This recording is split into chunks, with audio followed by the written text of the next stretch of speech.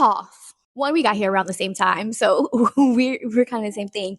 But you can work here because there's a pre-notion that you cannot work here unless you're a teacher or something along those lines. So you just said you have a DTV that allows you to make money here legally. Yes, because I don't think people realize, even if you're a content creator, if you're out there and you're doing modeling or you're doing whatever it is that you're doing and they're paying you even in baht, that's income. You are being employed, even if it's on an independent basis. So, you kind of skirting around the law.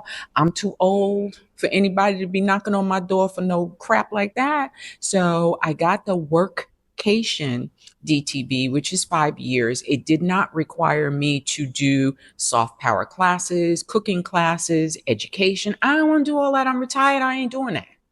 So my business is set up such that I can work here. I can earn an income here. 5 years. I have to go out every 6 months, but that's based on the strength of having a business before I got here. So I really want to hone in on that. If you're thinking about making Thailand your home, start an LLC in the States. Legitimize your business.